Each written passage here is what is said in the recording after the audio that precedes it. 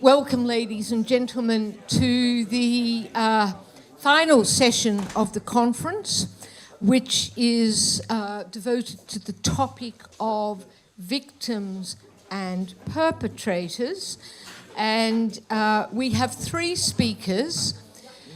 Now, Habib Afram is very distinguished. He belongs to the Syriac, or he's the president, I should say, of the Syriac League in Lebanon, and he's also the Secretary General of the Union of Lebanese Christian Leagues and the Gathering Christians of the Middle East.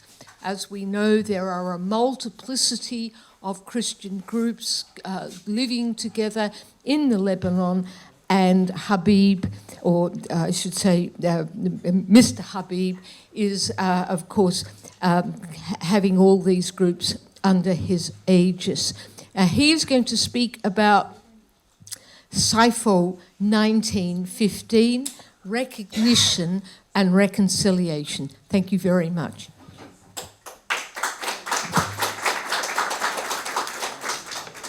Thank you very much for your introduction. I'm very, very honored and pleased to be here with this distinguished crowd. I'm going to talk from a different perspective. I entitled my speech or lecture or paper, Sayfo Never Again. Sayfo, this word, as you all know, or the genocide, is the first genocide in the 20th century, committed by the Ottomans in 1915 and thereafter, in which hundreds of thousands of Armenians, Syriacs, Chaldeans, Assyrians, and Greeks perished. The genocide is not an isolated tragedy in the history of Eastern Christianity. It is an ongoing inferno in whose flame we are burning until the present time. The mere fact that we are all here in Germany is a proof that in the East, no space is left to freely think, express an opinion, or even hope that your people who remains will enjoy equal citizenship with dignity and respect. It is the curse of history, geography, and fate. Why do we remember? Isn't 100 years enough to make us forget? To turn the page? We are told, aren't you a small and helpless nation with no allies, no regional or international powers supporting you? Don't you confess that you are less than an ethnic, national, or religious minority? Don't you see your differences among yourselves, your disagreements, your disintegration, your different agendas, despite all your miseries? What help do you expect from your screams and shouts? We remember. 100 years is yesterday. The genocide is never out of our mind and our sight. Neither the passage of years nor decades make it a mere memory or a passing event. It is written with our blood, for our blood is the ink of the innocents. We are the remnants of the genocide, the remnants of this war. We are the orphans of the East, its sacrificial lambs. We remember despite the killer's refusal to admit, and his denial provokes us. We remember because genocide is a continuous process, motivated and encouraged by the same mode of thinking and ideology and support of the Ottoman grandchildren. I am the son of the genocide, the third generation of a Syriac grandfather, Habib, and an Armenian grandmother, Takuhi. Habib, an orphan who was brought from Tur Abdin, from Ain Ward, surviving the genocide, and love joined them together in Beirut. I am proud and happy to be the descendant of suffering and bitter experiences. I am haunted by fear of disappearance of Eastern Christianity. First, The genocide is an undeniable historical fact. We are its victims and witnesses. We witness it and live it daily through our writings, our novels, our poetry, our art and songs and our tears, through the names and pictures of those who perished, through the remnants of our civilization, which carries the souls of our ancestors. And I think this event here was a stunning example of how scientifically and historically we have the proofs. No one can deny the genocide or erase it from our memory or claim innocence or ignore it or bury it. We reject the claim of those who pretend that the genocide never happened or that it is a myth or merely a file in the archives. Our memory of the genocide is alive and vivid, the purpose of which is not revenge, but to keep it a chapter in the atrocious history of man. Second, we are not confrontational with Turkey, government, people, or system. Our objective is not to defame Turkey's image or reputation, but we demand of Turkey to admit openly and clearly that the genocide was committed, so that perhaps the bones of our ancestors can finally rest in peace. Our persistence and determination to keep the genocide alive and on the international agenda is not motivated by drawing people's sympathy, nor do we seek vengeance or to keep a grudge, nor only to recover our seized land or to receive compensation. Our purpose is the truth and the preservation of human dignity and freedom. Third, the giants write the history, but the midgets deny it or distort it. We expect Turkey to act like a giant and admit the responsibility for the genocide, and not behave like a midget and deny or distort a criminal period in its history. His Holiness the late Pope asked for forgiveness for the Crusades and the miseries they caused. He also asked the Jews for forgiveness for any carelessness by his church which might have contributed to the Holocaust. Germany admitted the occurrence of the Holocaust and its responsibility for it. South Africa established committees for national truth and reconciliation. It is not heroic or honorable for President Erdogan to say that the shouts of the universal conscience calling upon Turkey to admit the genocide goes in one ear and out the other.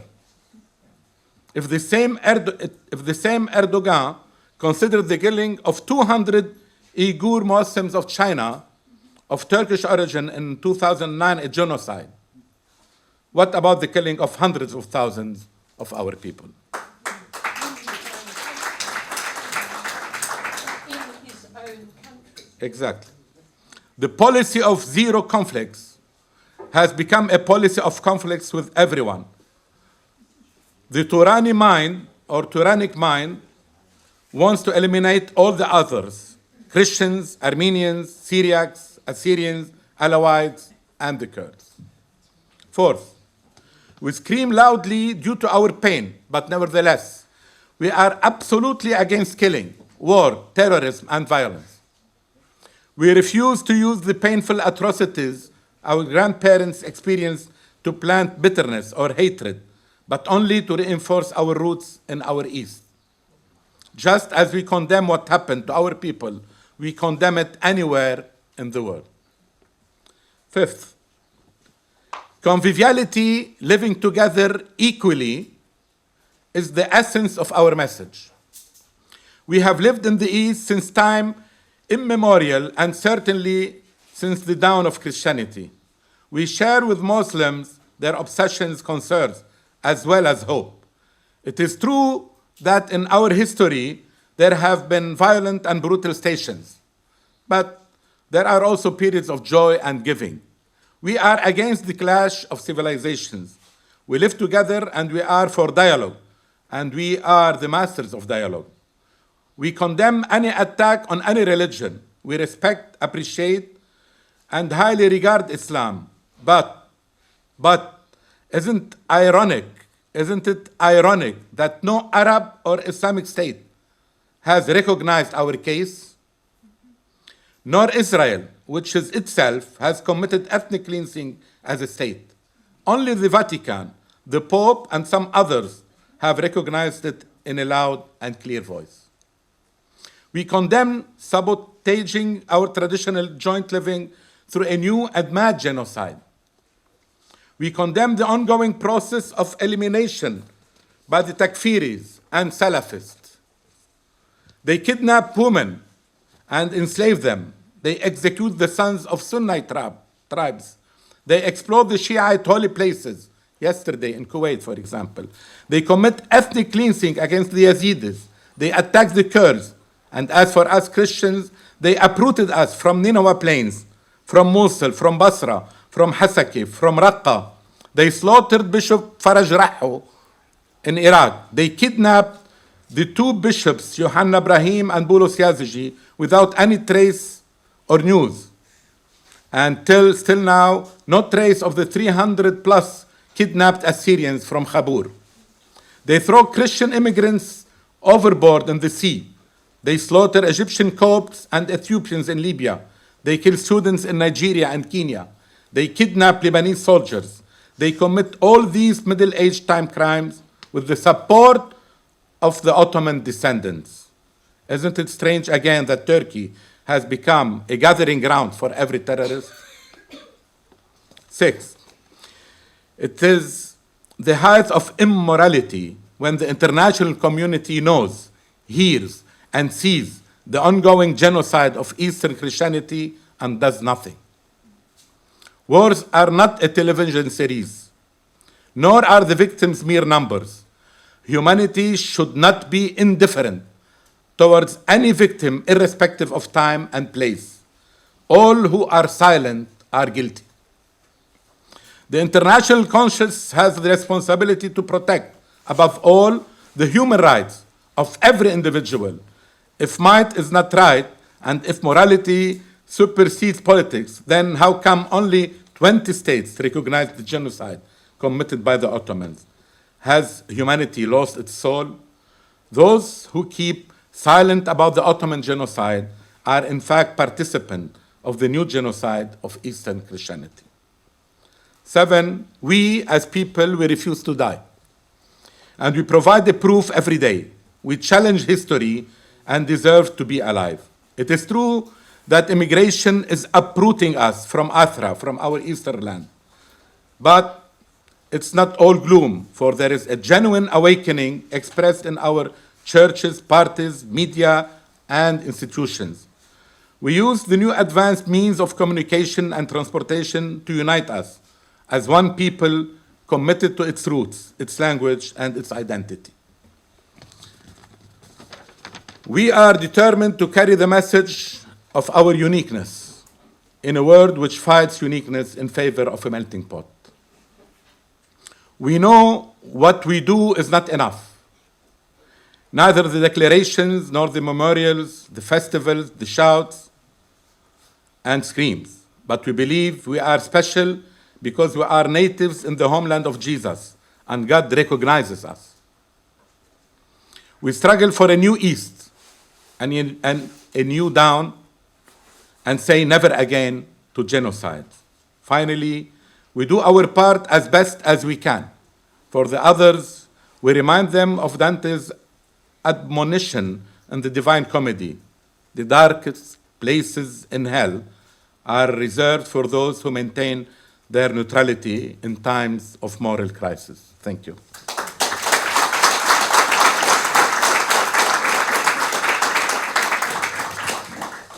We have, again, we're going to break with precedent because with Habib needing to leave for the airport, he is willing to take questions, and we do have, I think you need to leave at 4. Yeah, 4 o'clock. So if anyone, and I can see, you'll have to get the microphone. I would like to praise the important work done by Habib Fram. Habib Fram is a major voice defending Christian communities, especially Syriacs and Maronite, and claiming a dialogue and reconciliation between communities. About the genocide, the Syriac genocide, I would like to mention that one of the first books which was published about Syriac genocide, it was by him in Lebanon in 1980. The name of the book is Wounds in the History of Syriac, جراح في تاريخ السريان, with a very beautiful introduction regarding this genocide. Habib Fram, thank you very much. تودي غلبة.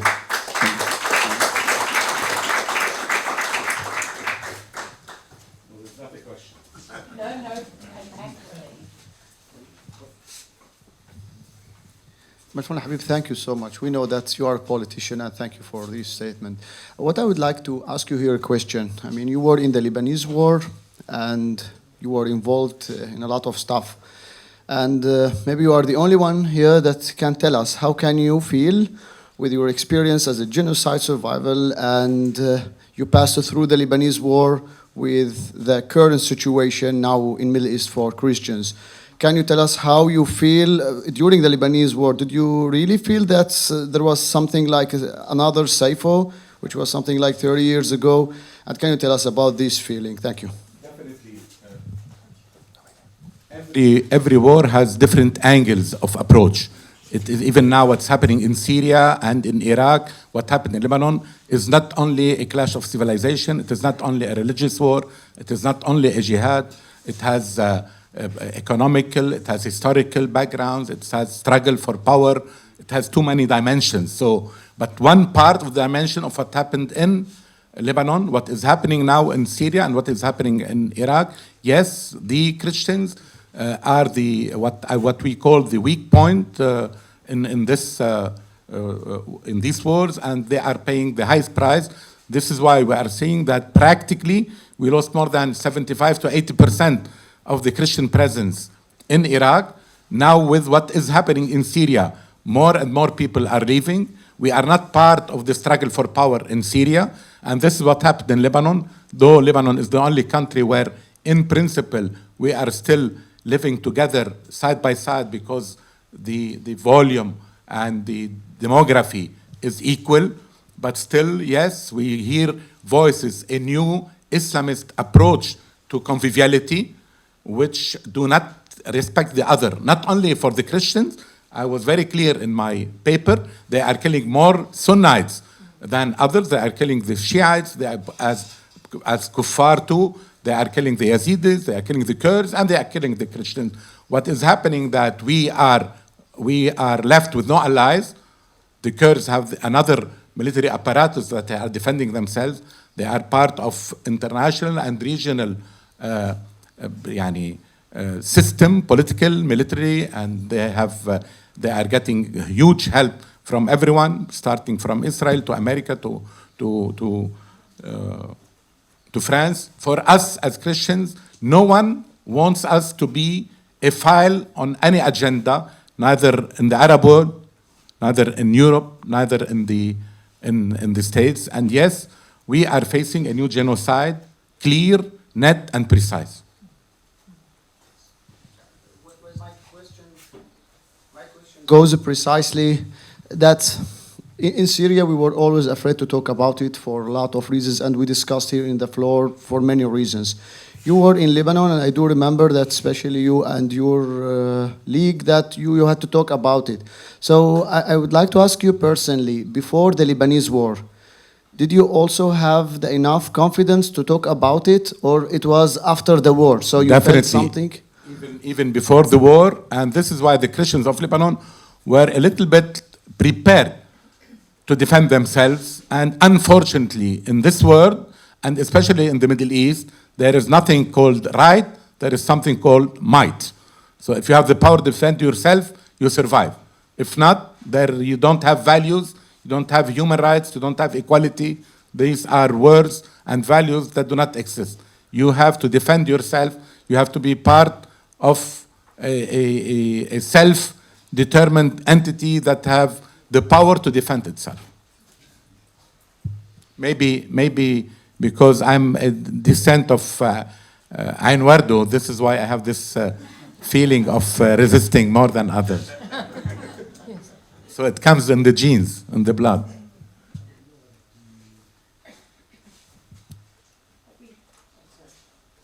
Have we any other questions?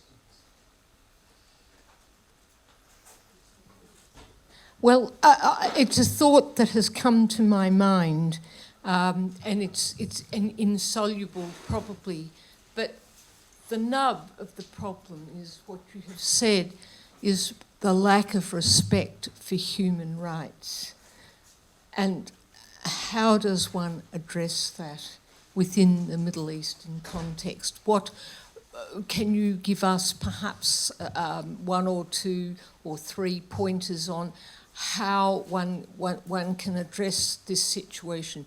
Lobbying, of course, one's government, one's politicians, policies, but even then, implementation of human rights doesn't necessarily grow fertile.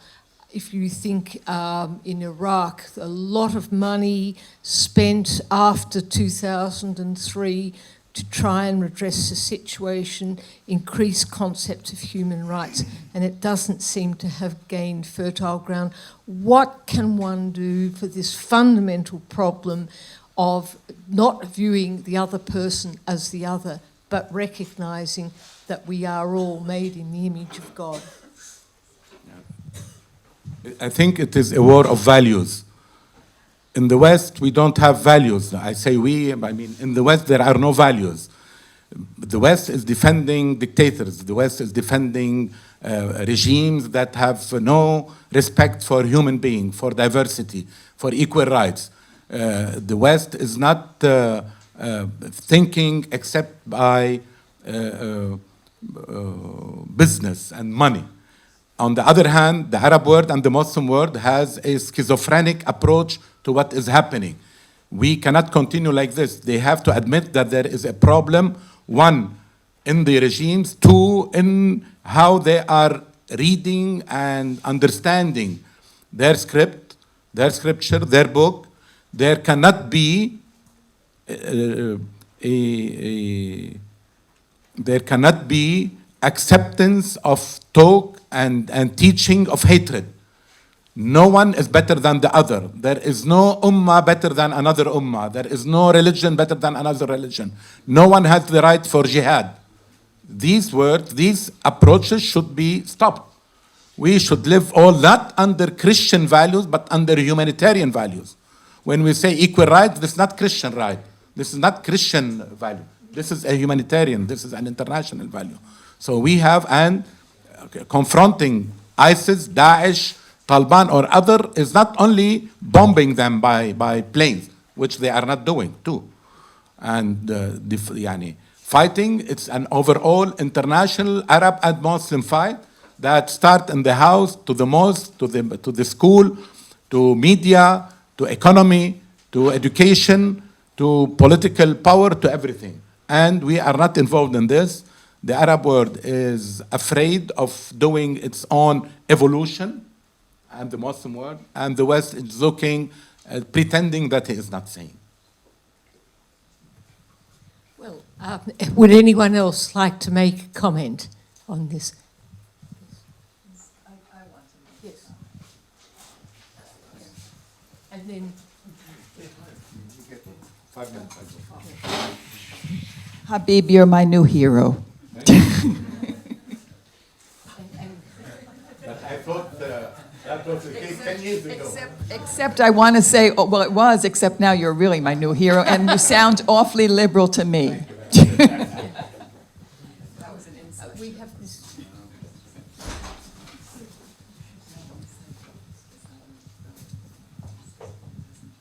Thank you. Tuma Abraham from Munich. As for the human rights, not Christian, ideas of humanitarian living together, but human rights. What do you think? Like human rights, or the idea of human rights, is an invention of the West, which is quite new. And what is your opinion on the Eastern civilizations or Muslim civilizations rejecting to accept this idea as like a Western idea, which they would reject for that reason? Yeah, we should. The Arab and the Muslim world should accept the fact that no one can go into a mosque or into a teaching at a university or at a school that your neighbor, like in Kuwait yesterday, your neighbor who is a Shiite is a kafir and you have the right to kill him. Or in Egypt, your neighbor who is a Copt is not as equal with you as a citizen. This ideology should be stopped. They should admit that this is not an invention. We are not fighting a war of big fish eating the small fish, or we are going into 100 years of new genocides, everyone against the other. This is what is happening in Syria and Iraq now, and what happened in what is happening in Nigeria, what is happening in Libya. Failed states, no governments, nothing. So you don't know. We are like one of the great professors yesterday for dinner. We are in hell now in the Middle East. We are in hell. When you can take women, when you can abduct bishops, when you can erase villages, thousands of Yazidis. We're not talking only about the Christians. Thousands of people that lived in the same place for thousands of years. In Nineveh Plains, we have been there for 6,000 years, and now in one day and night, they erase our presence. They want to erase even our history by the destruction of our monuments and so on. This is not a confrontation between Christianity and Islam. This is not a crusade. This is only abiding to equal rights, abiding to values. This is what is accepted. And I repeat, the Muslim and the Arab world should confront its own problems by himself, and there is a big role that they have to play in this. They cannot just sit back and say, let the West come and hit and fight ISIS. No, they have to be part of this international fight. I would like to thank you very, very much. One more time, thank you very much for having me here. It's a pleasure to be among all these distinguished professors and teachers.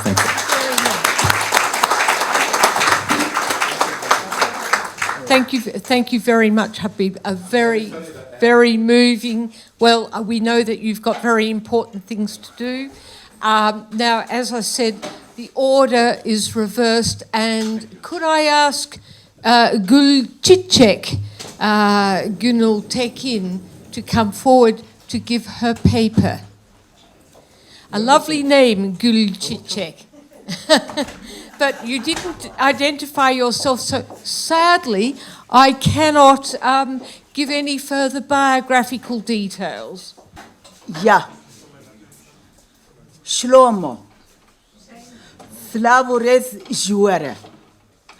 Ich danke für Ihre Einladung. Zuerst möchte ich mich vorstellen. Ich komme aus Batman. Das ist eine Stadt im Osten der Türkei.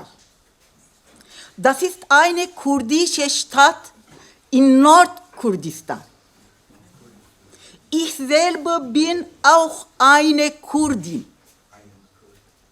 Meine Sympathie für Armenien geht weit zurück in meine Vergangenheit. Meine Hebamme war Armenier.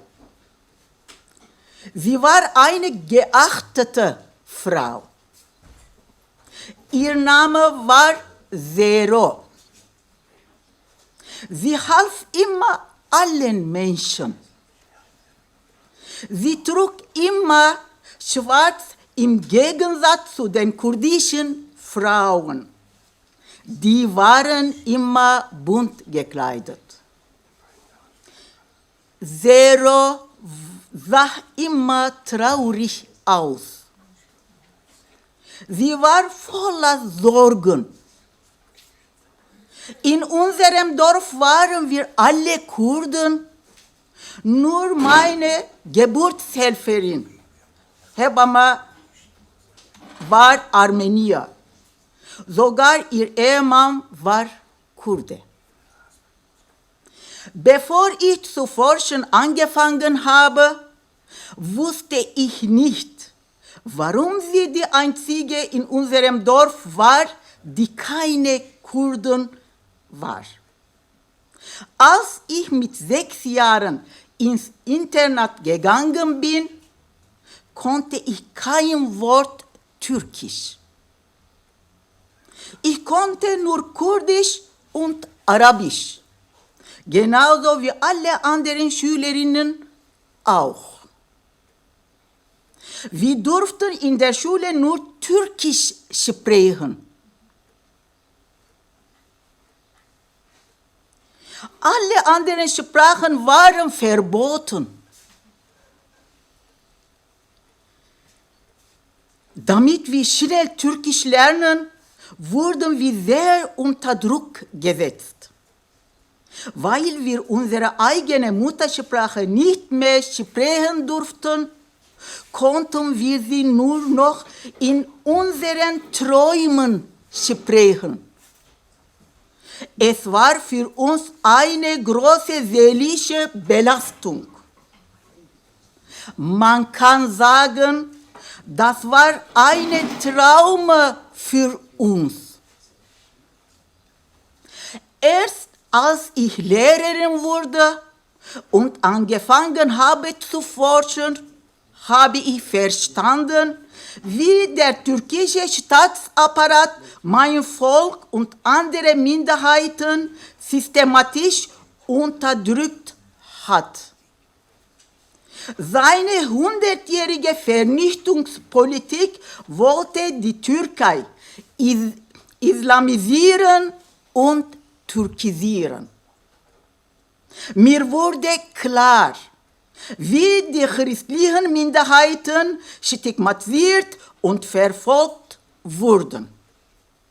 Auf diese Weise habe ich die Geschichte meiner Geburtshelferin Zero kennengelernt. In den Gesprächen mit ihrem Sohn habe ich erfahren, dass Zeros Familie ermordet und sie selbst von Kurden entführt worden ist. Einen ihrer Entführer hat sie später geheiratet. Am Ende meiner langjährigen Forschung wurde der begangene Genozid immer deutlicher. Es war die regelrechte Vernichtung von Armeniern, Assyrern, Griechen, Jesiden. Ja, am Ende meiner langjährigen Forschung wurde der begangene Genozid immer deutlicher. Es war die regelrechte Vernichtung von Armeniern, Assyrern, Griechen, Jesiden und anderen Minderheiten. Um diese Politik durchzusetzen, brauchte der Staat Hilfe. Sie bekam sie von Kurden und anderen Muslimen. Dafür trafen sich türkische Staatsdiener in ganz Anatolien mit kurdischen Führern. Am Ende der langen Sitzungen konnte die Regierung die kurdischen Helfer für ihre Sache gewinnen. Sie versprach ihnen, dass sie das Hab und Gut der christlichen Minderheiten behalten durften und auch die Frauen. Sie köderte sie damit, dass sie behauptete, wenn ihr sie nicht vernichtet, vernichten sie euch und Kurdistan wurde Armenien. Kurze Zeit später kam dann auch Befehl, diese alle zu töten. Daraufhin töteten Kurden und anderen Muslimen mit Soldaten Tausende armenische und assyrische Frauen, Kinder und Männer. Das war ein Genozid. Daran nahmen alle muslimischen Völker teil. So fing die Geschichte meiner Hebamme Zero an. Diese Geschichte habe ich in meinem Buch geschrieben. Ja, schwarzes Leichentuch. Schwarzes Leichentuch. Das Drama islamisierte armenische Frauen. Ya auf Türkisch kara kefen, Müslümanlaştırılan Ermeni kadınların dramı. Die Geschichte von meiner Geburtshelferin Zero gibt es in diesem Buch. Für meine Forschung bin ich in alle kurdischen Städte gereist, von Amit über Van bis nach Hakkari. Ich habe so viel es geht mit älteren Menschen gesprochen. Unter ihnen waren auch die Stammesführer. Ich habe insgesamt 126 Geschichten gehört und aufgeschrieben. Diese Geschichten habe ich in einem Buch zusammengeschrieben. Es heißt, Beni yıkamadan gömün, Kürtler Ermeni soykırımını anlatıyor. Begrabt mich ohne zu waschen. Die Kurden erzählen von dem Genozid an Armeniern.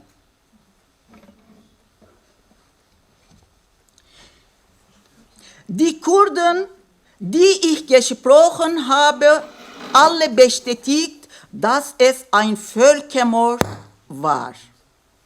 Sie waren traurig darüber und sie entschuldigten sich von christlichen Völkern. Zum Beispiel Herr Mehmet Esen. Ja, zum Beispiel Herr Mehmet Esen. Aus Eruh.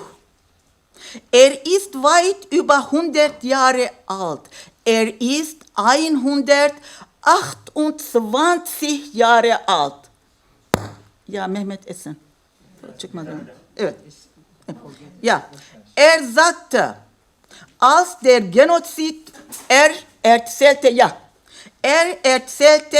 zu uns, als der Genozid war ich 22 Jahre alt. Im Jahr 1915 hat das Osmanische Reich die kurdischen Führer versammelt und ihnen gesagt, töten Sie die Armenier und Assyrier. Als der Befehl kam, haben wir angefangen zu töten. Diesen Befehl hatten wir von den Osmanen bekommen. Aber hier in Eruh gab es keine osmanischen Soldaten. Wir, die Kurden töteten die Christen. Es tut mir leid. Wir bereuen das jetzt sehr. Herr Ali Yıldız aus Batman ist ein Imam, also ein islamischer Geistlicher. Er ist 75 Jahre alt und erzählte uns. Ja, die Dörfer wurden überfallen. Die Dörfer wurden überfallen. Die Häuser wurden verbrannt.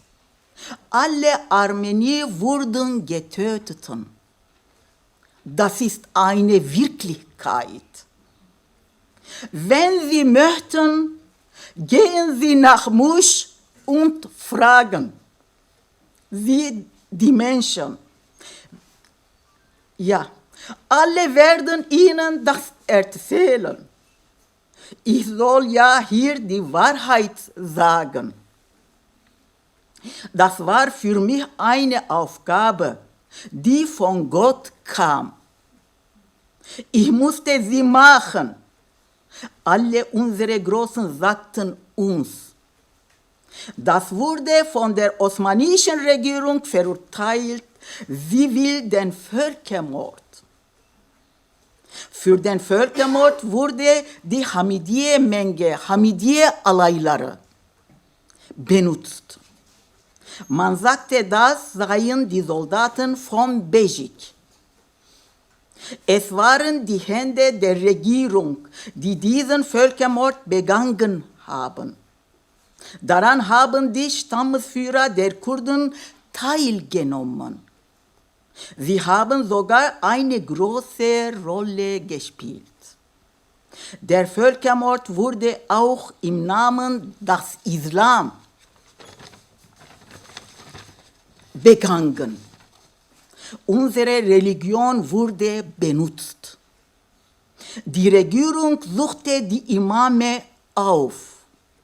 Manche waren politische Spitzel der Regierung. Ihnen wurde Gehalt bezahlt.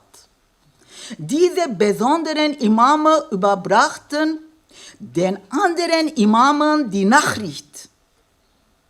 Es wurde eine Fetwa ausgesprochen. Ja, wenn ein Muslim 7 Armenier, 7 Christen tötet, würden 7 Höhlentore geschlossen. Wer 8 Personen tötet, dem werde das Paradiestor geöffnet. Trotz allem haben fast 150 kurdische Imame eine Gegenfetwa abgeben. Wer ein Armenier, ein Christin tötet, der begeht einen Völkermord. Und danach, wer gegen den Staat ein Fetwa gegeben hat, wurde von dem Staat getötet. Wer dem Staat half, wurde er auch getötet. Ja? Sagte Herr Yildiz. Für meine Forschung besuchte ich Hakkari und Nehri. Herr Ragıp Zarakolu kam auch mit mir dorthin. Wir besuchten zusammen Kocanis, das war mal die Hauptstadt von Assurier. In Hakkari habe ich mich mit Herrn Abdülgani Çallı unterhalten. Ihm gehört Kocanis sozusagen. Von ihm habe ich alles über die Stadt erfahren. Herr Abdülgani sagte uns, dass Kocanis ihnen kein Glück gebracht hat, die Stadt keine gute Aura. Herr Abdülgani Çallı aus Hakkari, der 85 Jahre alt ist, erzählte uns. Wir hatten früher viele Dörfer und uns ging es wirtschaftlich gut. Aber wenn wir Kocanis von der türkischen Republik, von der türkischen Regierung kauften, begann an unserer Familie Unruhe und böses Omen. Und hatten wir auch Feind gehabt. Wenn wir Kocanis hatten, waren wir unruhig. Kocanis wurde für uns ein Unglück, Unruhe und böses Omen. Das möchte ich Ihnen auch sagen, sagte er zu mir. Nach Kocanis besuchten wir viele Kirchen von Asurier an Giloberge, an Katoberge, an Tale, in Kazantal und in Nehri. Auf allen Plätzen im Hakkari-Gebiet gab es prächtige Kirchen von Asurier. Aber die Menschen waren nicht da. Vor 100 Jahren lebten Prozent 70 der assurischen Bevölkerung im Hakkari-Gebiet. Aber sie wurden getötet oder aus ihrer Heimat vertrieben.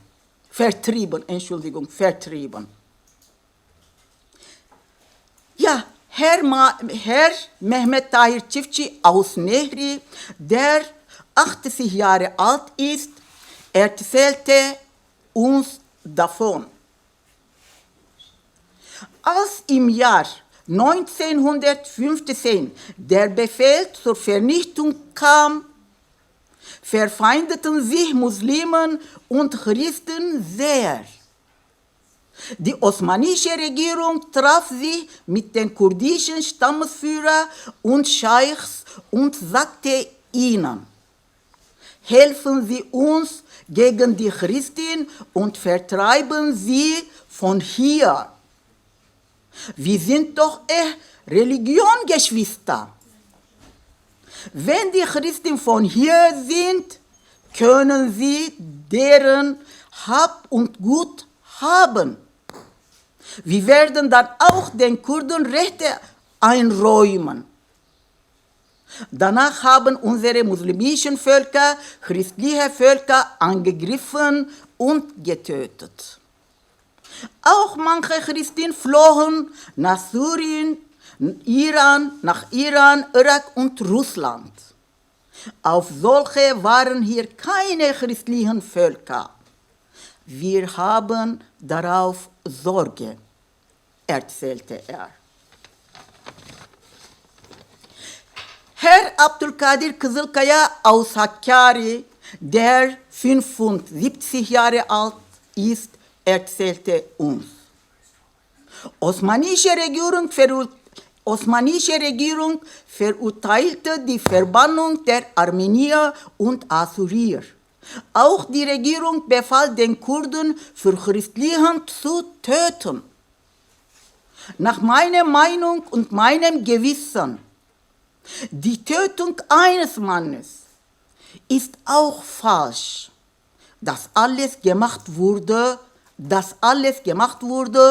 ist nicht richtig und das ist ein Völkermord. Wäre diese nicht gewesen und lebten wir mit ihnen zusammen, miteinander wie Geschwister. Ja, er sagte das auch. Ja, Herr İhsan Çölemerkli aus Hakkari, der 74 Jahre alt ist, erzählte uns: Ich bin ein Historiker der Kurden. Ja, Herr İhsan Çölemerkli. Ich bin ein Historiker der Kurden und meine Anschauung der Historie ist objektiv. Ich zögerte die gute und schlechte Hinsicht der Stammesführer der Kurden nicht zu schreiben. Zum Beispiel, Simko Aga rief Marshimon zu seinem Haus und tötete ihn im eigenen Haus.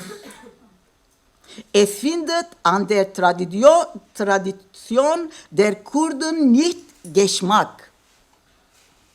Wie dieses. Bedirhan Bek hatte viele Assyrier in Hakkari getötet. Ich habe dieses Gemetzel in meinen Büchern klar kritisiert. Besonders mit den Plänen der Osmanen waren die Kurden an dem Völkermord beteiligt. Ich kritisierte das immer, weil das meine menschliche Aufgabe ist. sagte er. Ja, ich kann. Ich kann Ihnen nur sagen, seit 20 Jahren beschäftigte ich mich mit diesen Geschichten. Seit 20 Jahren. Ich habe festgestellt, es war eine Vernichtungspolitik von Staatsapparat der Türkei. Das heißt, es hat Genozid stattgefunden. Ich bin auch darüber sehr traurig. Und ich möchte mich im Namen der kurdischen Bevölkerung an allen Armeniern, Assyrern und anderen vernichteten Völkern entschuldigen.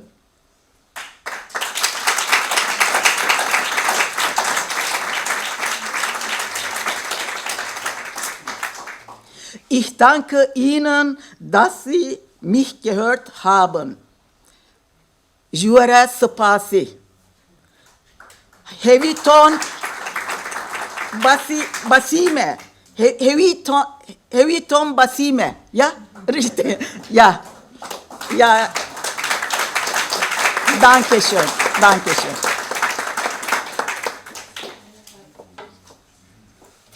Danke sehr viel, Gül Çiçek,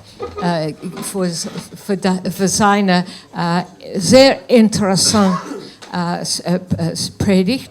Und jetzt, wir kommen zu unserer letzten Sprache von Herr Ragip Zarakolu.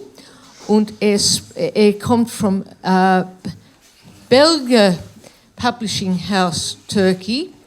Und the title of his paper is Genocide and Jihadism in the Past and Today. And at the conclusion of Herr Zarakolu's paper, we will then take questions both to Gül Çiçek and to Herr Zarakolu. Shlomo. Parevses, Kalimera, Shalom, Merhaba. Yes, you have very tired to listen for days, very sad, unbearable stories.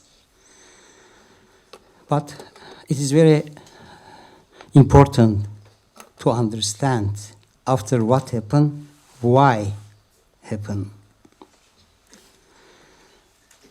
I think there is an interesting connection between misusing of a religion for annihilation, ethnic cleansing, massacres, and the genocides. Unfortunately, this is a disease for humanity.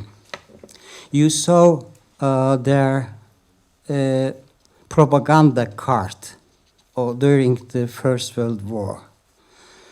And you see three emperors, and it's interesting, one is Muslim, but there is two Christian, one Protestant and one Catholic emperor there, and they are supporter of the jihad idea against for the big game, for the big power struggle for the world.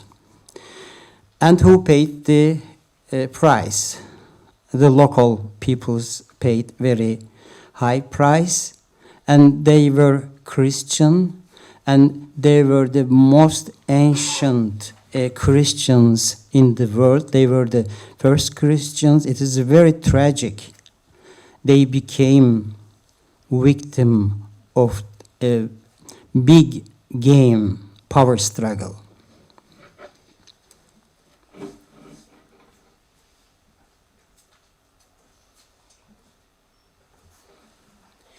In this picture, you see Wilhelm II. And his adventure began not with Young Turks. His adventure began with Abdülhamid, the Red Sultan. And he was the first organizer of Christian peoples in Anatolia. And his policy was to force Christian peoples to leave their native lands, so to use massive massacres for this aim, and by this way to prevent a possible new countries named Armenia and Assyria and Pontus. These three names, very ancient names coming from the Bible, very ancient countries. And these three countries annihilated because of these policies. Wilhelm II, the Red Kaiser, he was defined by an Armenian Istanbul intellectual, was Red Kaiser, like Red Sultan, Abdülhamid. And Abdülhamid was the champion of modernization, modern education, schooling, medicine, and other schoolings. Also, he was the champion of the using pan-Islamism. Before the sultans had forgotten they were Khalifa. But with Abdülhamid, they began to play with the concept of the Caliphate. And this Caliphate play was used by the German growing power in the Europe. The German policy totally changed after the Wilhelm II. You know, Bismarck was a very cautious about a part of the world game of the power. But with the Wilhelm II, the German adventure began, and this adventure ended 1945 with the end of the Second World War. And during the Second World War also, we are using Islam by the, again, German state. That time there was a rebellion in 1941 in Baghdad, supported by the Germans, and the first target was the Jewish quarters. Before that, in the 30s, 20s, the Assyrian people suffered like Palestinians. They were always in the tents, and they were always on the agenda of the so-called the Organization of the Nations, bloody reports, but there was nothing changed, like nothing changed for Palestinian people afterwards. After the Second World War, misusing of the Islam taken by the United States for anti-communist propaganda. And it is the base of the jihadism coming back to the region. During the 50s, in Egypt, there was a group, the Muslim Brotherhood, and they were supported by the United States. There was another power center for Islamist, political Islam. It was the Saudi Arabia. It is very important for us, for Turkey. In 60s, in Turkey, there was a growing left, and our generation, my generation, was a part of that opposition movement. And we were attacked that time not by the Grey Wolves. They were a little weak that period, but that time we were attacked by a group, the Union of the Struggle. They were a little Islamist organization, and they were connection with struggle organization with communism. It was so-called, they were so-called NGOs. And the chair of Erzurum, you know, Erzurum is the worst cities for Armenian genocide. And the chair of that organization was a young imam named by Fethullah Güven. In 1969, we were attacked. There was a bloody Sunday event in Istanbul. They prayed in Dolmabahce Mosque, and with tolerance of the Turkish police, they attacked university youth, and many people killed or knifed, and it under the tolerance of. They were praying in Dolmabahce, and out of Dolmabahce there was 6/5 of the United States. So it is very good for Islam praying 6/5 and to support them in 60s. The agenda of the Germany during the First World War to use Islam against British and French colonial empire. After Second World War, misusing of religion, United States to use Islam against Soviet Union, also against Soviet-supported Baas and Nasser regimes in Middle East. So they became the main opposition groups in the Middle East, the authoritarian states. After the collapsing Soviet system and authoritarian states, it was normal. The wave would come lately to Middle East, like Eastern Europe. But unfortunately in the Middle East, the strong seeds was political Islam, supported, feeded by the United States and Saudi Arabia especially. So, United States used them in Afghanistan, like freedom fighters, you know. They cut the head of the teachers in Afghanistan because they were teaching girls and boys together. That time nobody cared. When they cut the heads in 1979 and 80, the teachers, also the modern life, they attack in Kabul. Kabul was a wonderful city, like Tehran. Tehran was a wonderful city. Baghdad was a wonderful city. Thousands years of tradition living together. It was all these cities, all these historical places victimized in the name of big power place of the big states. Now, they are using, they have an agenda. United States has an agenda, Germany had an agenda, but these groups also had an agenda. They have also an ideology, they have aims. What is this aim? To produce neue Mensch, new human being, like all different kind of totalitarian ideologies, like, for example, for communism also, it was very important to create new Mensch, neue Mensch.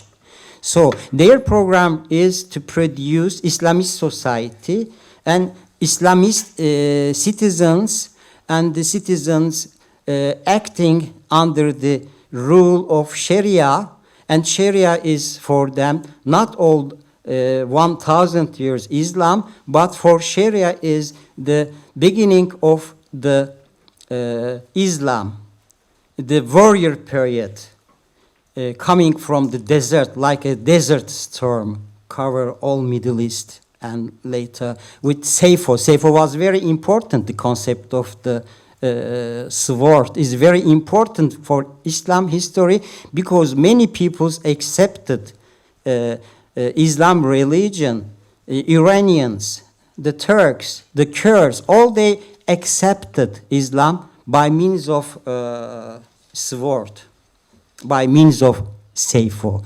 So Sayfo is very, very ancient concept of Middle East, and very most people can understand what is Sayfo is Assyrian people, because they were victimized from the beginning of the Islam, very early period.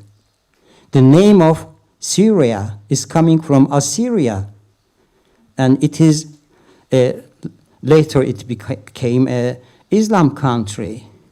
And what happened native people of Iraq? What happened to native people like American native people? They are Assyrians now, nearly to finished. And the genocide is going on, Sayfo is going on. And it is a shame for modern so-called civilized world. They help this situation. They are partner of the creation of the hell in Middle East. Yes, Middle East is a hell, and nobody cares. I'm living in Sweden now. I begin Swedish courses there. We were sitting at the high school in a table. There was a gentleman and a lady, a very good outfit, civilized. They were coming from Syria, and they were in their 60s. Why they had to leave their country, 60 years old? And at the table there was a Kurd escaping from Kamishli. There was another Alevi Arab, and an Armenian family. And we all met in Sweden on the table. And I had to leave the country because of I am interested with minority rights and freedom of expression in Turkey. So we met there. But more interestingly, I met during the Assyrian New Year, April 1st. And they were a very joyful group. I asked, who are they? They told they are Assyrians, new arrived. And I asked, where from? From Kharkov, from Ukraine. There was war, again. This is the fate of Assyrians and Armenians. They pay always the price. And I astonished, and later I learned their root is from Hakkari. You saw the marvelous mountains. And I heard in my life, first time, Nestorians. I learned before, Assyrians, I learned first Nestorians because we went a university group in 1969 to build a bridge for a village, very popular because of a poem, Shavata. There is no road to Shavata. And it was a Kurdish, and they were suffering. There is no transportation. In winter, everybody die because it's impossible to reach the hospitals, to the centers. And I saw a church in Shavata, and also I saw the gardens, now wild partly, for silk. And I begin to research in 1969 what happened to them. But I never learned exactly where are Shavata people. At the end, I found a book printed in Chicago, and the title was, I think, From Hakkari to Siberia. So I understand they pass resisting to the... I'm very respectful to Nestorian people because they resist, and they try to defend themselves. I hope some day Franz Werfel, another Franz Werfel, write the story of this Assyrian resistance, Ain Vardo, Azakh, and also Hakkari resistance. It's necessary to understand. Many people understand what happened to Armenians more than academic works, but because of the novel 40 Days in Musalda. And it is not, we must not astonish why Turkey immediately banned a book published in Vienna in 1939. And Turkey immediately sent protest. And that days, Franz Werfel came to the Germany for book launches around all Germany. And that time, first period of the Hitler government, they didn't begin to burn the books. After 2 months, the book launches were in March. In May, Nazis burned all the books. And what Turkish government made, they demanded new founded Nazi government banning a book. This is Musa'da, 40 Days in Musa'da. And the book banned, and the first Nazi-Turkish agreement was banning a book. So you can understand the situation of freedom of expression. And it was banned with the signature of Kemal Atatürk and İnönü. So they were very busy to cover the history.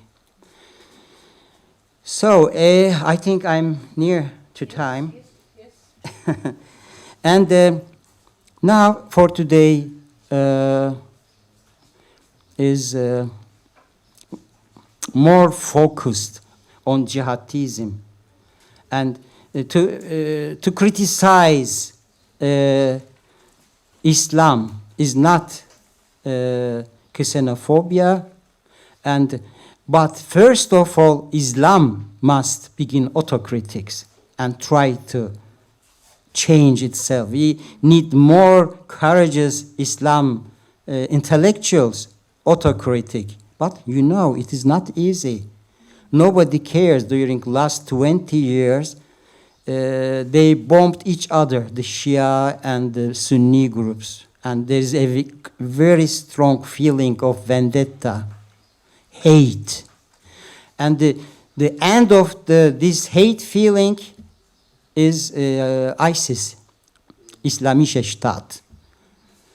But it is not simple. It is not only political Islam. It is different. When we look at their rituals, using black, the cult of the dead, and cut the head instead of, because everybody used shooting, but they really good planning to make a kind of worldwide propaganda and pull some sections of the Islam as warrior or as money. And there is a behind of them, there is a state mentality. And what is this state? This state is some parts of the Saddam state structure. You know, we know that feeling from Turkey also, because if you are Sunni, Muslim, and Turk, or adopted Turk, so you are superior. So the Christians were second level tenant, and the problem began with Armenians, and also problem for Assyrians with Kurds and the Turks was when they demanded, like the gentleman demanded equality we want. It's very actual during the last 200 in the Middle East to be equal. Muslim or Christian, all citizens must be equal. So the Turkish anger was against, after the First World War, to lose this status, to be equal. For Kurdish anger, it is how an Armenian or Syrian can be equal with me. It is something like defaming, because they use Sharia, they use Zimmi statute, they use obediently paying jizyas and never resisting, except every kind of operation with patience for survival of the community. So now in Iraq, the Sunni tribes are furious. They are full of hate, anger, because they were superior. They were the Übermensch. It's something like the German feeling after the First World War.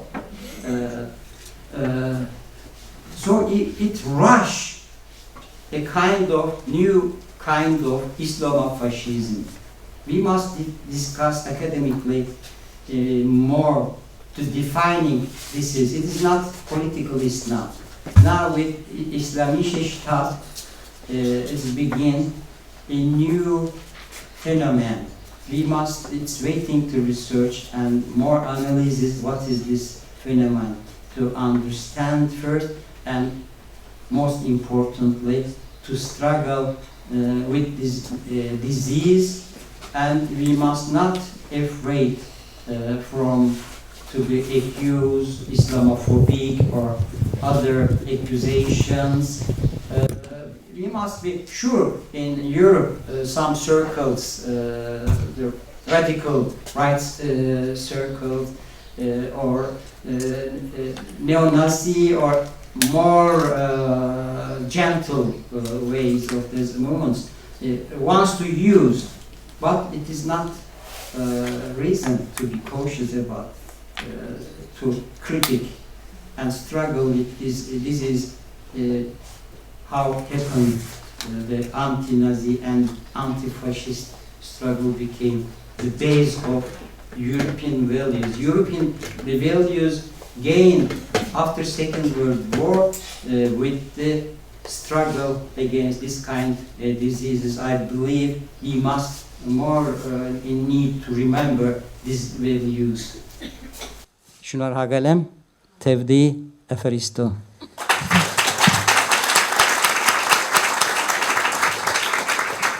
We have, and I say thank you very much to Ragib Zarakolu.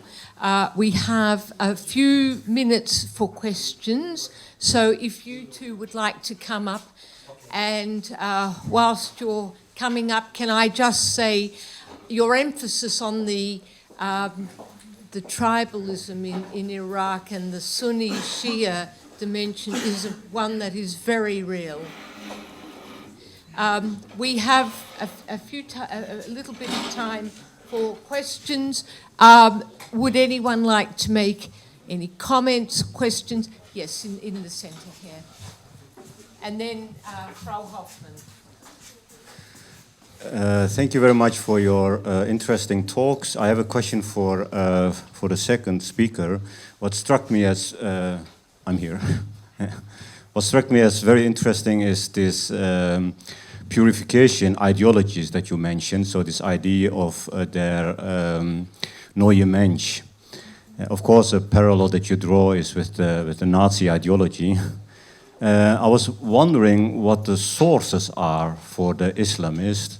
I mean, how far does this go back? I mean, do they have books that they were inspired by, influenced by? I mean, we know, for example, that the Nazis were influenced by Nietzsche's books, their Übermensch, you mentioned. So we know that Hitler, for example, carried for a long time also Sprach Zarathustra in his pocket, and was very much inspired by that book. So do the Islamists also have sources that they were influenced by? Do you know that? Mm-hmm. Thank you for this question. There is a good reader mass of Mein Kampf in Turkey from nationalists. Also, there is a combined group also nationalist and Islamist. And as I told, they were built up in 60s against growing left opposition in Turkey. For example, one of my friends were knifed by a militant of that group. And one of member of this group, now mayor of Ankara. Another member of that group is the last chair of Turkish parliament, Cemil Çiçek. So it shows the roots. Sure, they became less militant, but they are clever to using the options of the limited democracy, because there are limits in Turkey for the Kurds, for the left, but never there is limits for in Turkey, like in Germany. There is no limits for fascist, neo-Nazi movements or radical Islam groups. They are accepted legitimate. In Turkey, the national security concept accept missionaries as a national threat, but never they accepted a threat for Turkish society, this kind of Islamist groups. For example, our president, Erdogan, his hero, for left, there was a hero, idol like Che Guevara. For him, was the founder of the Muslim Brotherhood in Egypt. They grew up with this mentality, this ideology. So they are reading also, they have read a lot of literature, I know. It's a kind of synthesis. And there is less radical actions in Turkey from radical Islamist groups, because they know there is a with American definition, what Islam? ılımlı Islam, moderate Islam groups. So they don't want to make problems with them. In 2003, there was huge bombing attacks against British embassy, against synagogues, against British banks. It stopped because Erdogan became the prime minister. Later but if he left the power, I believe Turkey will not be so peaceful. So they will be free. Yes, to explain my question, I have a bit to go into the more general question of Islam, religion and genocide. It may sound as a sweeping statement to say that religion, every religion, can be misused for genocide. Buddhism usually is perceived as the religion of peacefulness, yet in Sri Lanka, in Myanmar, we see it as a religion linking with chauvinism and becoming a threat in Sri Lanka for Muslims as well as Hindu minority, and in Myanmar against the Muslim minority of Rohingya. In Europe, we saw after the Second World War the genocide, the European genocide against the Bosnian Muslims.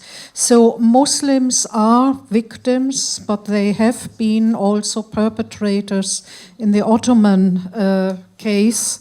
And now my question to Ragib.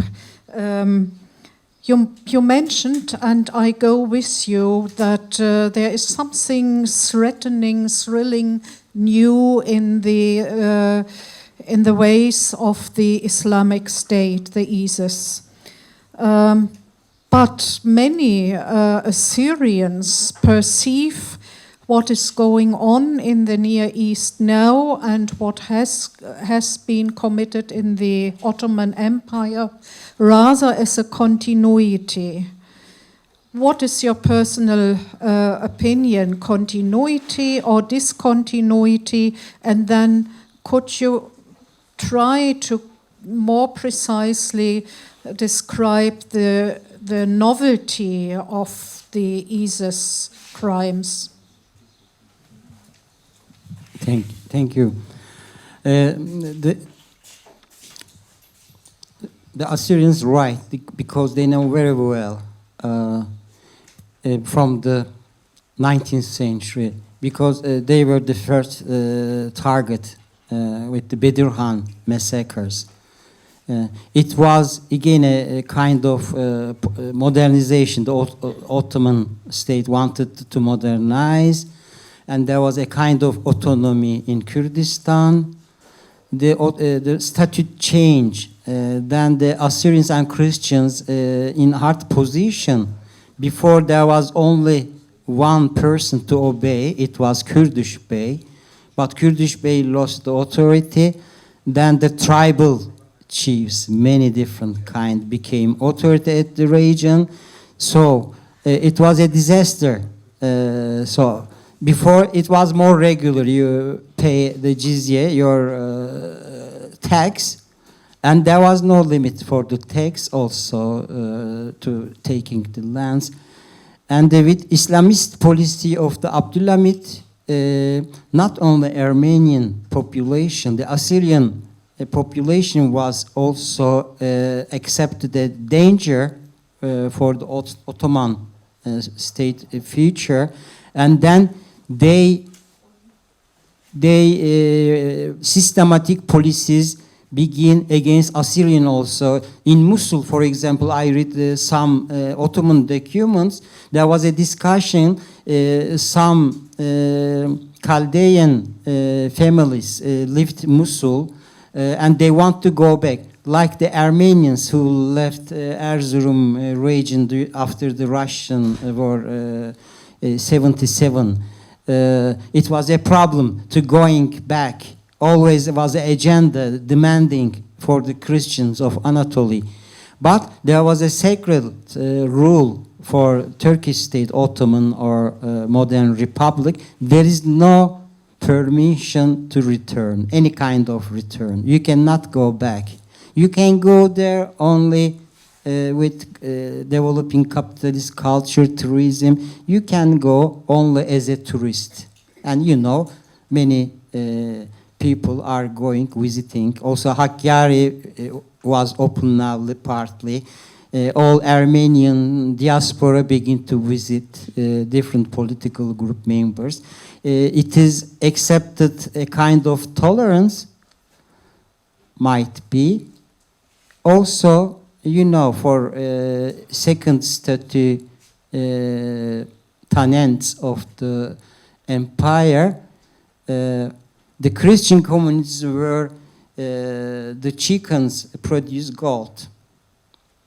So there is tourism, and there are other runs. So it is good to permit. And second question they ask when a Christian visit Armenian or Assyrian, do you know, is there any treasure?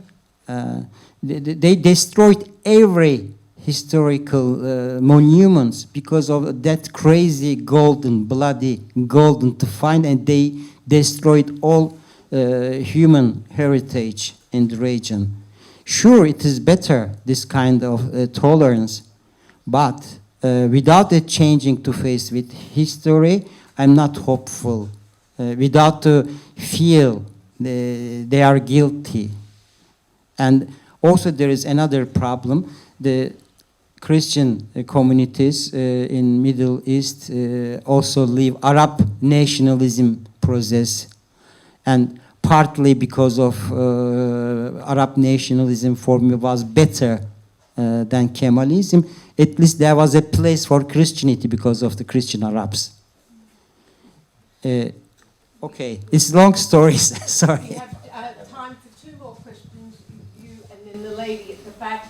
And then I'm afraid I'm going to have to close it because Shavro does want to say the final words, but of course you're very open to have private discussions after. Yes, please. The mic is here.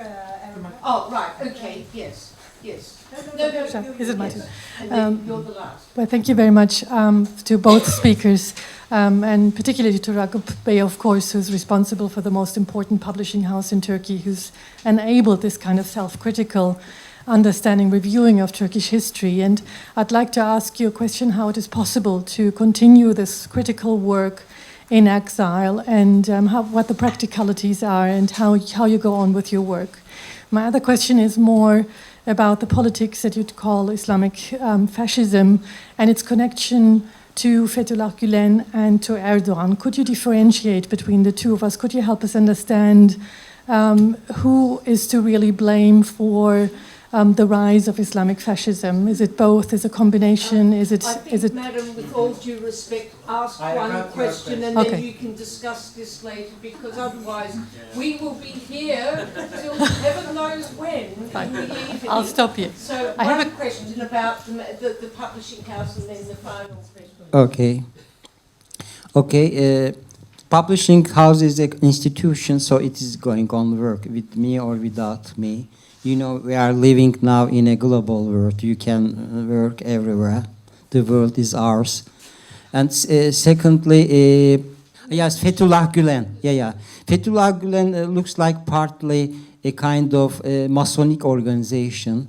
You know, the Masonism in the 19th century, beginning 20th century, a kind of connection with belief and capital. Also, they are also a business group.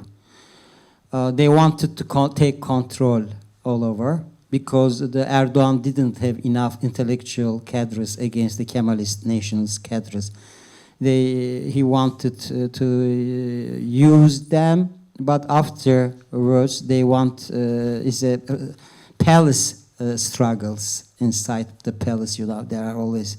So the Erdogan went back again. The famous unending Turkish Islam synthesis. This is the main structure of the Turkish state.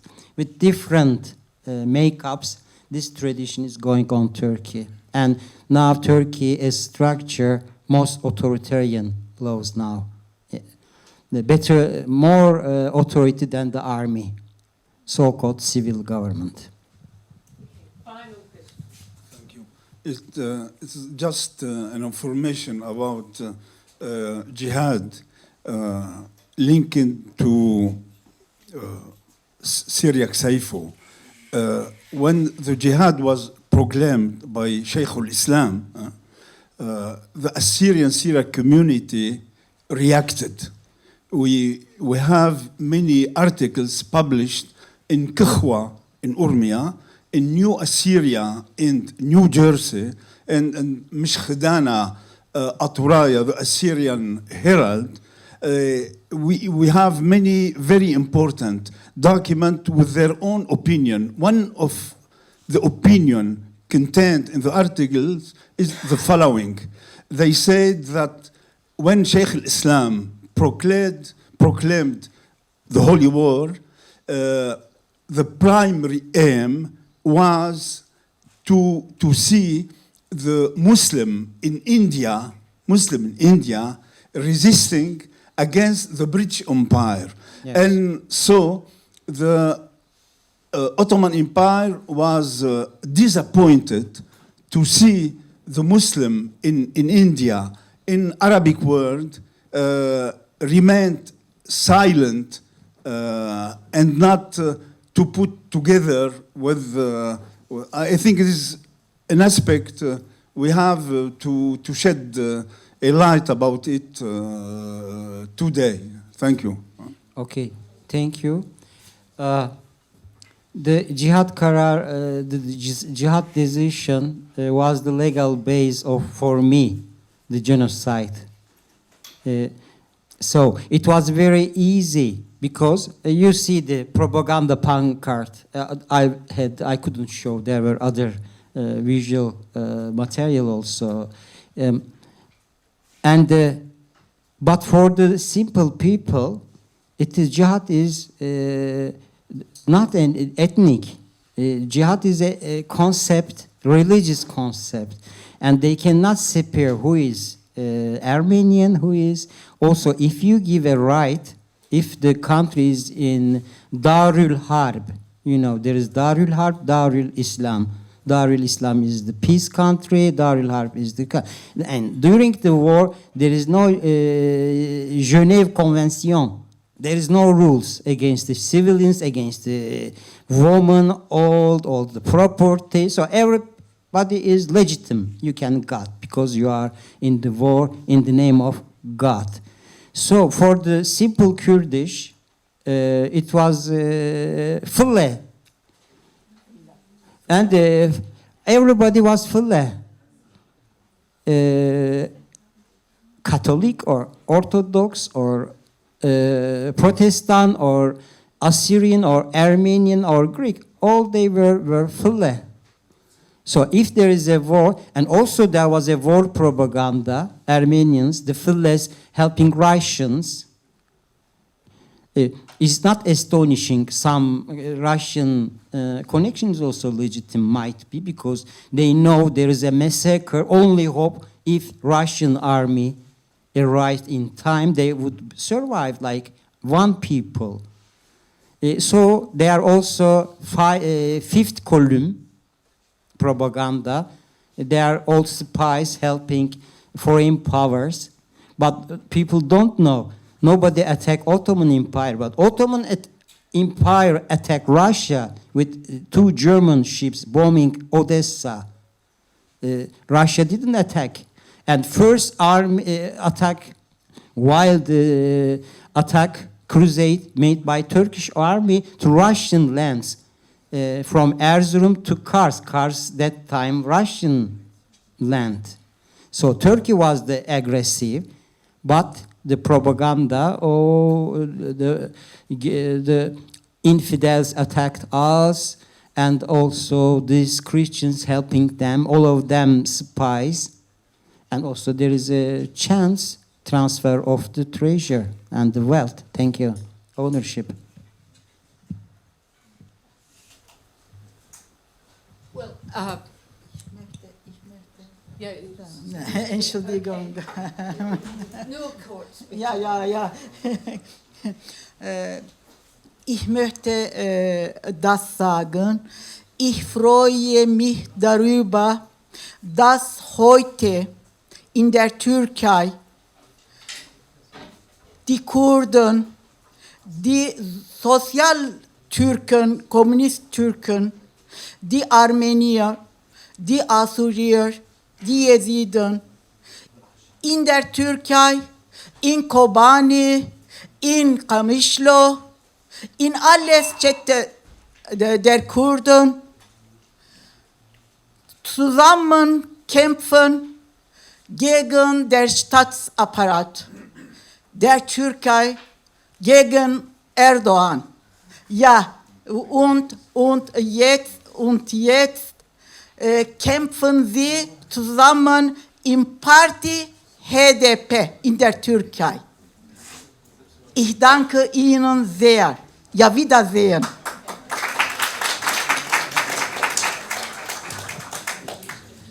Well, ladies and gentlemen, we finally come to the conclusion of a very rich 3-day conference, and it is my pleasure to hand the microphone baton over to Talo Shabe, of course, who's been our primal.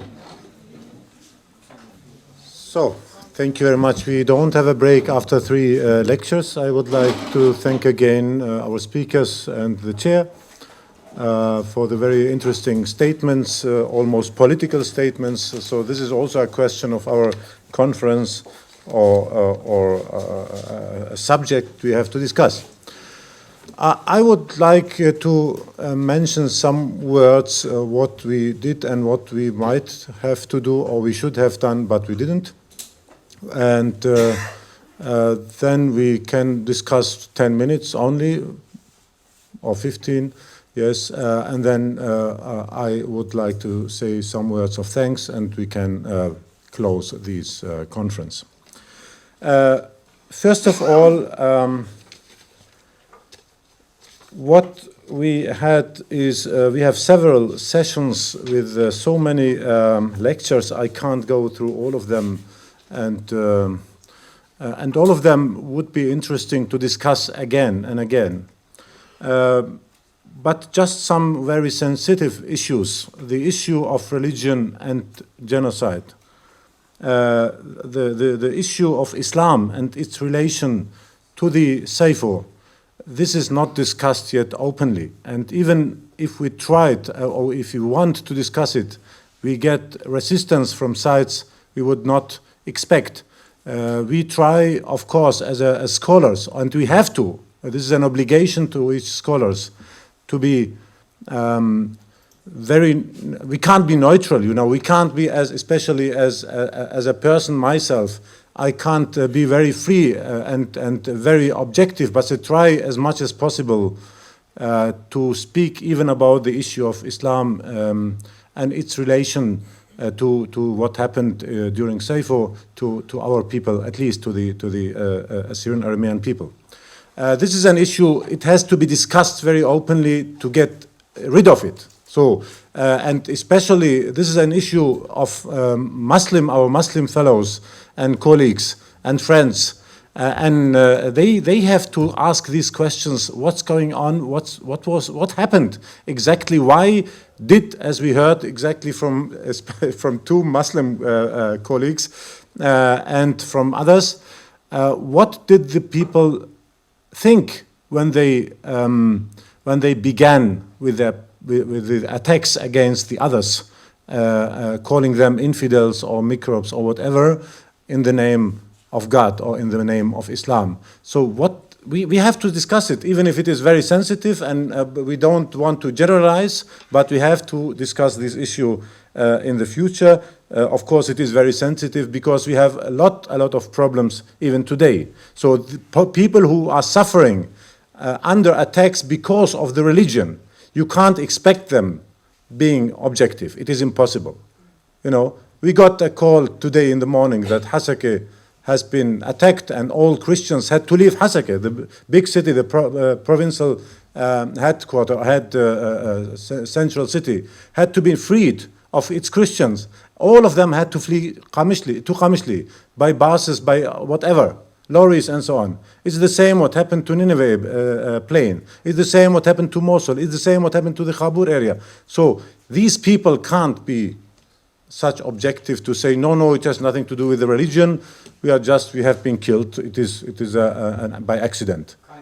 It is not an accident for these people. And this is an obligation. It's a must for me as a scholar and for my colleagues who are working to respect these. As a respect, you don't have to understand it, but all of us have to accept it. Then the issue of gender issue regarding in the Sayfo regarding the Assyrian Aramean people is not studied yet. It's not enough. We are less than in the beginning. So we have to do much more in this issue. And this is a call for younger scholars who might be interested in this subject. And it is, I think, also something very, we would say in German, in. So you should try to do something. You might get even funding easily, much easier for this issue. Yes, I would ask all of you who are working with this area to be very careful with writing names, with the transcription of terms. This is a big problem if everybody writes as he wants. You have to follow some regulations, and sometimes you write, a person from outside would think Turabdin is many different places because you write it in different way. Or Sayfo, you write it in different way. Or even if you transcribe Syriac, we should have a level at least to show outsiders that we are not beginners, we are a little bit further. So please take care of these. And the biggest problem is with personal names and city names. Yeah? So if you write Midyat, then it has to be equal, and not one writing Midyat and other Midyati or Midyat or whatever. We have to be careful with this. This is confusing those who are from outside. Okay, so this is also very important to underline. The issue of the recognition. This is an issue of politicians. I mentioned, I think once, that my goal is not to ask for recognition. We don't need the recognition ourselves. It is something Turkey needs it, and the others need it. But we ourselves, if they recognize or not, we don't ask about this. Nobody asks whether it was a genocide or not. We are talking about facts and not about questions questioned facts. They are facts for us. So this is an issue which is very important. Another issue which I said in German, but I feel that many of you didn't understand in the opening speech. I said that especially in the area north of Diyarbakir, and even in Diyarbakir, if you go to Siirt until Mush, Armenian means Christian. This doesn't mean Armenian, ethnic Armenian. It can be ethnic Armenian, but it doesn't mean that. And we know that all the Syriac Orthodox, especially Syriac Orthodox and Chaldean Christians in the provinces of Diyarbakir in the north, in the mountains, they were called also Armen. Armen means just a Christian, like we call every Christian Suroi or Surai. Even Germans are Surai. This is exactly. And all Muslims for us are Tayi. We don't differentiate. So the same is true for this region, and that's why the word Armenian is much more known in the scholarly literature, because they don't know that the word means Christian and not just Armenian. So be careful with this. So I think that's why we can say this is a Christian genocide or genocide against Christians of the area without differentiating these are Armen or not. Of course, we have some other examples. We could show that even Armenians are called Suroi in our literature. So this is something I would like to underline also. Then the question of ongoing genocide. So if we have to be very careful. If you say 1915, this was a genocide, this is Sayfo, then you can't say, we have all the time say genocide. Of course, these are all somehow violences and genocidal acts, but then it is a relativation of the Sayfo, of its uniqueness, if we want to have it as a unique thing. If we say, from my colleague Hannibal, are you here? No? He mentioned the massacres from Genghis Khan until today. But if you say so, then this is just a quite normal issue that always happened during our history, and we are suffering. We are what we call in German Märtyrerkirche or Märtyrervolk. So you are martyrs, people. So then we have to accept this is our fate. No? So that's why we have to know what we want. If we say Sayfo is something unique, then we have to stop somewhere. We have to mention the time and talk about special issues. But if we call everything Sayfo, then it is nothing Sayfo. So it is very, very difficult. We have to be clear what we want to say. It is like when we talk about Holocaust and so on, you know. Yes, these are some ideas I had. I wanted to mention before we close here and we discuss some issues. The question is what to do in the future. I don't know. I as a Semitist, I have to do my job in the field of linguistics, in the field of history, in the field of languages and and cultures and history of Christianity of the Middle East in addition. But I will not concentrate my whole work on the Sayfo. So the question is how to continue. Are we able to build a group of experts who can continue the academic, scholarly work, not the, and I speak about scholarly work and academic work, to get all the sources and all the ideas, the methods we have in the genocide research. So this is very important for us. We are somehow a little bit newcomers in this field, and our methods are not all of them very correct. My own are also not very correct. So we have to be very careful. We have to look at the experts and of their methods, and they should lead the discussion and not everybody of us. So it is very important, this point. So I think in this regard, I wanted to hear something from David Gaunt. You wanted to say something, don't you? We have a microphone here, John. Can you please? Because I thought you are our doyen, our.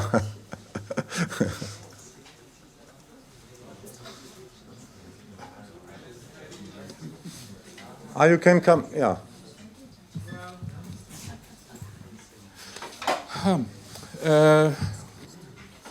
Very close, like this.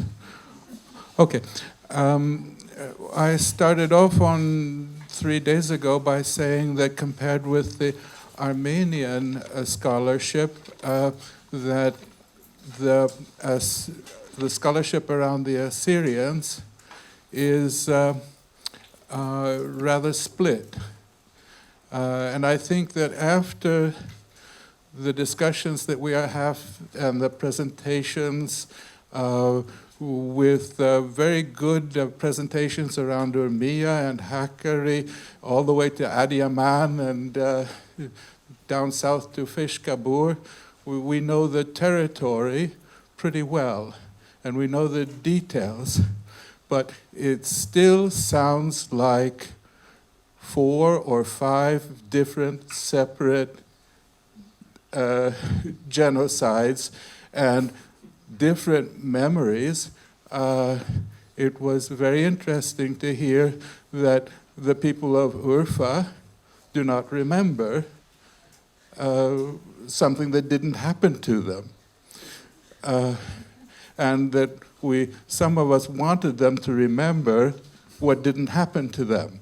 Now, in genocide scholarship, we call this a shared memory, where you don't have a continuity in your family, but you are spreading it as a political way of finding unity in a very split group.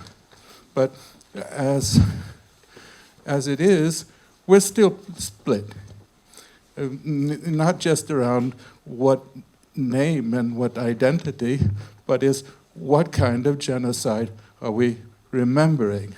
So we have a genocide here that is not systematic, it's different in every place, and it's not total.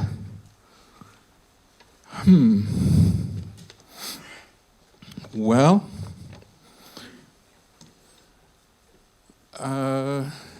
then I end up saying something like you did just now, Shabo. Where do we go from here in order to make a common narrative around the genocide?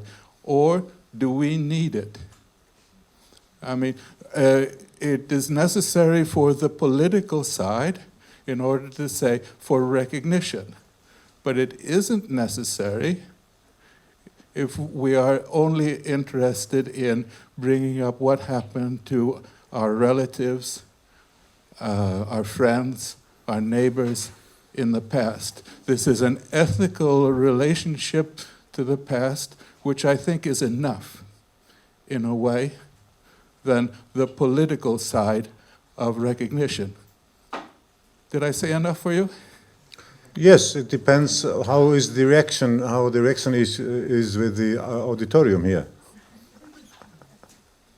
Is there anybody else who want to say something regarding the future work on Sayfo? There is one, yeah? Thank you very much. My note is very, very small, and it's actually a question to you based on one of the points you raised in terms of the spellings. For instance, I mean, just to go on the most mundane level, perhaps, of creating sources and finding sources that are accessible and searchable, and for databases to recognize them and people to be able to access them.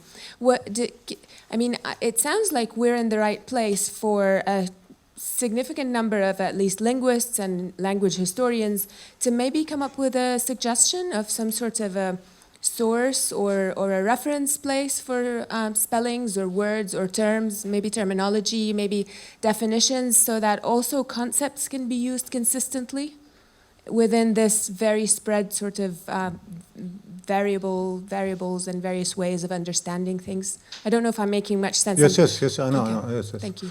There are rules in Germany when you study all the Middle Eastern studies, all of them together. There are some common rules how to transcribe, let's say, Turkish languages, how to transcribe Arabic, how to transcribe Syriac, Sanskrit, and all the Oriental languages until Japan. So if we follow one of these, either the European or the German system, the German system or the American system, there are two systems, at least two systems.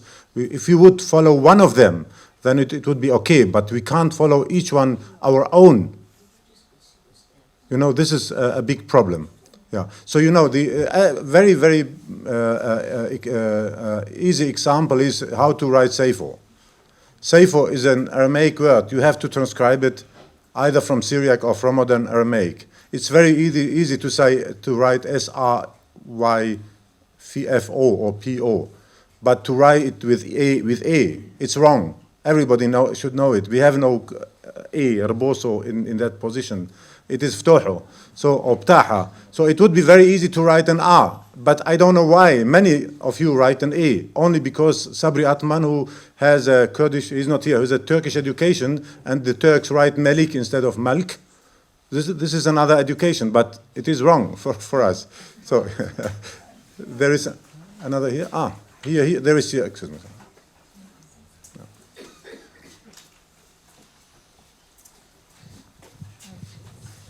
I assume that the manuscript that you want to put together is going to be edited by people. I mean, isn't this, I assume that the manuscript that you put together is going to be edited. Isn't this the part of the role of the editors to make sure that all of this is, because it's going to be hard to coordinate everyone together with, you know, just by telling them these things. No, that statement was a general one, not regarding the publication. There's another issue. We will come to that later. Okay. Or I will come directly. I think it is time to continue if there is no an urgent statement by the auditorium. So, as you mentioned that personally you wouldn't seek, as a result out of such a conference, recognition for Sayfo, I would, rather than making a statement, just throw the question into the room, like if we continue to demand from ideally every country of the world to accept Sayfo or to recognize it, and in a final step Turkey would come to that step, I think there's a community there living, and it's getting better, but it's still not heaven on earth. So, and I know that historians have a difficulty, for good reasons and several reasons, to making a step into political affairs. But wouldn't you, and I don't mean you personally, Shaba, I mean all of the scholars that sit here, wouldn't you regard it as a part of your responsibility to work for recognition of Sayfo in Turkey on behalf of the rights of these people that still live in their ancient home? Okay, another statement here. Just a couple of things, a follow-up on what Thomas just said. I mean, right now we have a situation in Turkey where 80 of the parliament members actually admit to the genocide after the recent elections. So obviously things are improving and we hope that they'll get better. I just had a response to the statement by Professor Gaunt saying that it's obvious that this genocide wasn't systematic. From my understanding, for something to be a genocide, it has to be systematic. Now maybe it seems like on a macro level, on a broad spectrum, the genocide against the Assyrian people was not entirely systematic, but on a micro level, when you look at the individual areas where these massacres were being perpetrated, for example, if you look at the case of Siirt, if you look at the case of Hakkari, this was done in a systematic way in each individual case.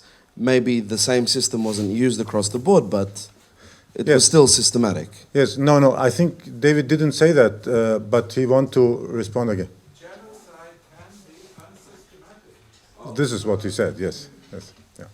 No, yes, I think a short misunderstanding. I just want, of course, we have all some obligations towards these people, our people who are from these, and we do our best for the recognition. But my research is not, I do a research to get the recognition. This is what I want to say. We have to do the research to get to the facts and to analyze the facts We can't just say my father has been killed, my uncle has been killed, and my aunt has been killed. This is not enough. We have to have the facts, to analyze the facts, and to publish the fact. But this is not linked so much to the recognition in my eyes. We have to do all what we can, and I do my best, that the governments recognize the genocide, but not. I'm not working on my academic work to do academic work to get recognized. This is something else. Okay, I think this would be now enough. We should discuss, and we can discuss. We have now the time during dinner to continue our discussion, or during the break. But since we are at the end, I have to say some words of thanks. Before the thanks, I have a suggestion how to continue. You know, the conference we have organized in cooperation with the Inanna Foundation. Inanna Foundation means with Nouras Atto and Sonar Bartuma. So I have to thank Nouras for her cooperation, especially as the director of Inanna. Inanna was very, very important, since they had already organized once a conference on Sayfo in Rijssen in Holland in 2011, and they had all the names. I am not from the field, so I would not have reached many of you. Some of them, of course, but not all of you. So that's why it was very important to have somebody who has this experience and the addresses. So I thank Nouras and Inanna Foundation. I don't mention Sonar, since Sonar is a member of my staff here at the Institute. So when I came to my staff to thank the staff who is doing the job behind, Sonar is included. You know, in Berlin we have started an Aramaic online project funded by the EU Erasmus Plus regulations, and in cooperation with Cambridge, with Leipzig, with my old University of Bergen in Norway, and with the monastery of Morafrem in Holland. So this project, and in this project there are some people doing their work and hard job, and Sonar belongs to this as a staff member at my department here. So that's why, for the time being, we can say that Sonar should be responsible for the next steps. So you will receive from Sonar the next emails what to do regarding the publications. The publication. You know, we want to publish, and we have to publish the material, but I would like to have double-checked the papers. Some of them were very, very high. I myself could not judge whether they are really so good as I had the feeling, but others I thought they are not so good, but experts would say they are very good. So that's why we will have double-checked all the papers, and then publish them. This is somehow the first contact would come, the email would come from Sonar. Yes, then the staff of my institute, you have some names. I think you got, all of you, a folder with some information in it, and we have there a flyer which we prepared for the Tag der offenen Tür here. We had, you know, this is a new building, and we opened the building just 1 month ago or something like that. So we had to prepare something. We had some posters. They are not here, but they could have been also here, with seminar of Semitistic and Arabistic, and then some information what we are doing here, and who are the members of the staff. And there you have also our names. We have my Sonar is member of the staff. We have Frau Dr. Nieten, who chaired one session here. Then you have Frau Dr. Rudolph, Stefanie Rudolph, who sent you the emails. We have Dr. Yusuf Gaurie, who is member as a lecturer for Syriac. I think there are no other lectures for Syriac in Germany. He's the only one. And we have Dr. Jean Youssef, who is working at the Aramaic Online project. And then we have the students. Did I forget somebody? The secretary who did all the meal organization, you know, ordering, and your hotels, very, very complicated sometimes. One wanted to come today and tomorrow leave and coming again next day and so on. So it was very complicated. So all the stuff, in addition to the students who were involved in serving the coffee and so on. I have to thank all of them name by name. I would like to thank you in your name, names by the staff of Semitic Studies here in Berlin. So vielen Dank für Ihre Unterstützung und Ihre Hilfe.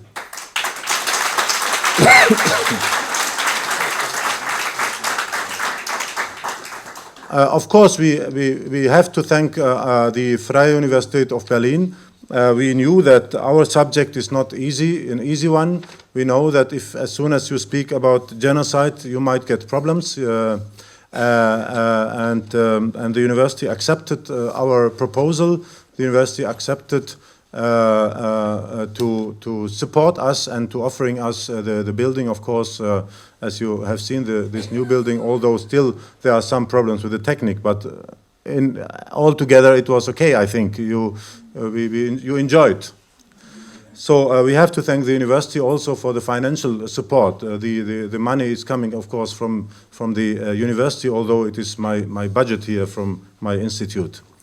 In addition, I think I have to thank all of the speakers and the chairs for your contributions.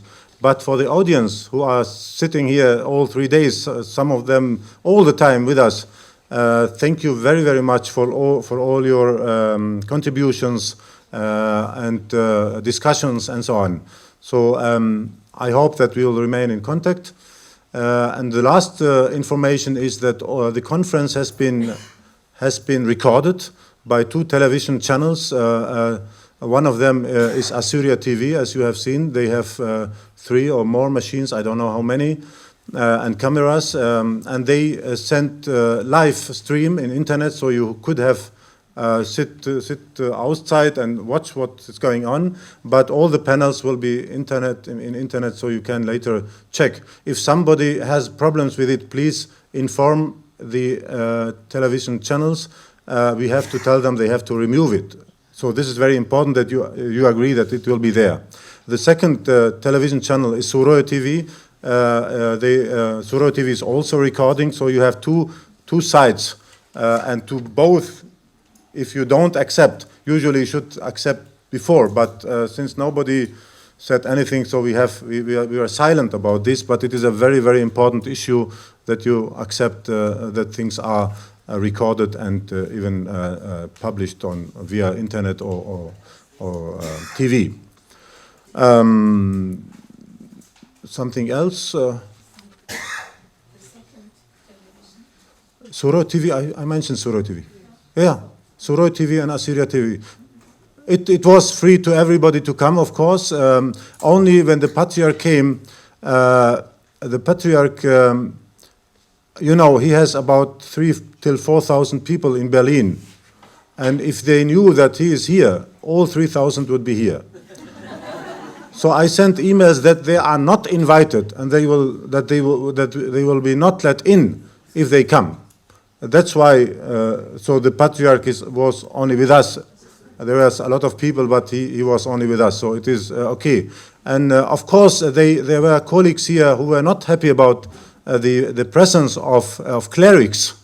But I think we have to accept that this people has its clerics, and the clerics played and still play a very, very important role.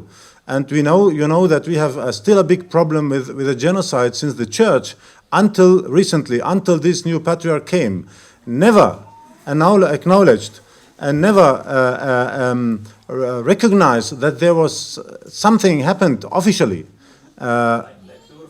Nobody knows why. They just ignored it.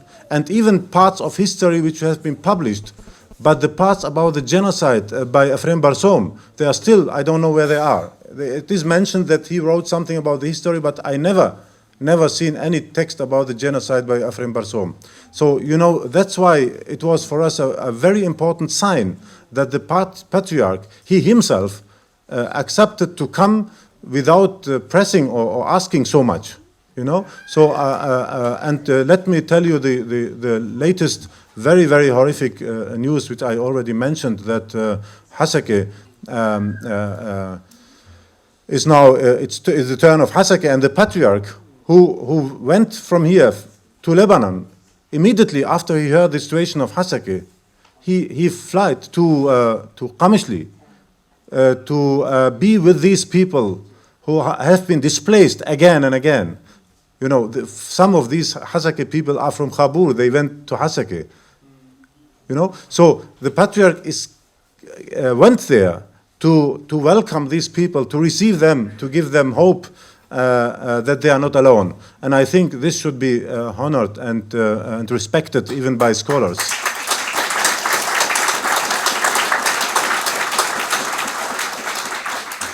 So I think this was what I wanted to tell you. Again, thank you very much.